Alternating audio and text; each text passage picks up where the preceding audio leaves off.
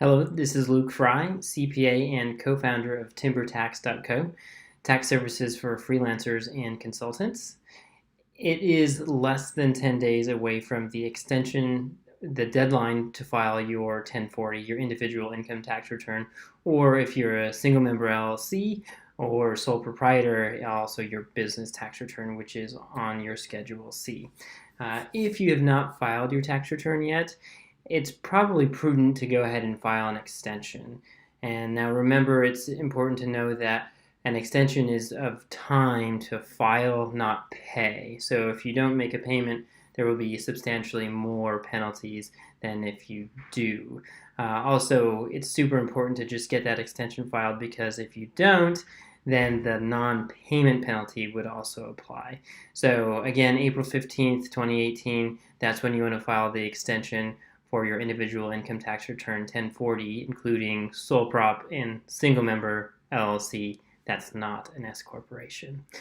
So I often get asked, is there a fee to file an extension?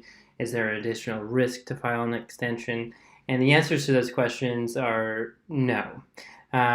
Generally speaking, you can file an extension for free. I'll go over and include below any of the details on where to go at the IRS. I always recommend going directly to the IRS website and then linking out from there if they provide other referrals.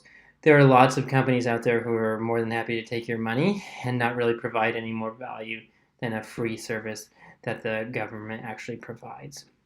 You can also go to the irs.gov and find Form 4868, which is the individual extension for 1040. Fill it out, mail it in. If you mail anything, make sure you save the record of mailing. Try to get certified mail, read those instructions, and then include your check, of course. Again, if you haven't made any payments on quarterly projections or estimates, and have no withholding on your income, then you'll want to make that extension payment.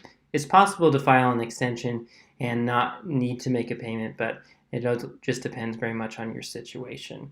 If you have any questions about how to file an extension, whether you should, and how much to pay in, feel free to reach out. My email is luke@timbertax.co. You also should be aware that that's just for the IRS, and your state may have a different and separate extension rule filing. Thanks.